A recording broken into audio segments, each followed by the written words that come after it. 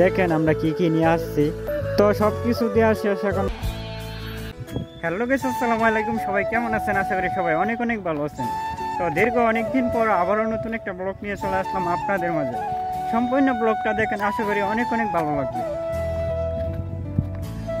আর আমি আমার প্রত্যেকটি ব্লগ ভিডিওতে চেষ্টা করি হাওড়ের প্রাকৃতিক দৃশ্যগুলো তুলে ধরার জন্য। সম্পূর্ণ ভিডিওটা দেখেন, আশা করি অনেক অনেক ভালো লাগবে। আর চারিদিকে দেখতে পাচ্ছেন কৃষকরা ধান ক্ষেত লাগায় প্রায় শেষ। কি বলবো, দেখেন আমাদের হাওড়টা একদম অসাম, ঝাবলার মতো না।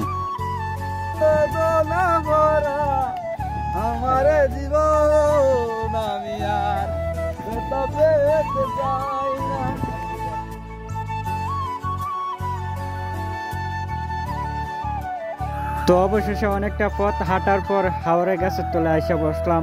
আর দেখেন আমরা কি কি নিয়ে আসছি ভর্তা রেসিপি বানানোর জন্য।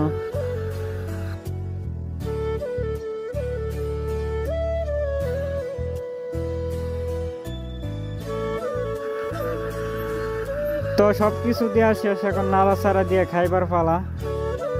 সেই সুস্বাদু ভর্তা রেসিপি খাওয়ার জন্য অনেকটা পথ হাইটা আসলাম মাছ হাওড়ে। দেখেন কি একটা নিরিবিলি জায়গায়, একদম অসাম, কি বলবো বলার মতো না। আসলে গ্রামে যারা থাকে তারাই বুঝে যে গ্রামের টাকাটা কতটা মজা ও আনন্দ মুহূর্ত। কেমন লাগলো? ভালো ওয়াস্তি লাগলো হাওড়ের হাওড়া এসে কিরা দিয়া রেসিপি কেমন লাগলো? ওয়াস্তি লাগলো, পুরাই চিল চিল মামা, পুরাই চিল।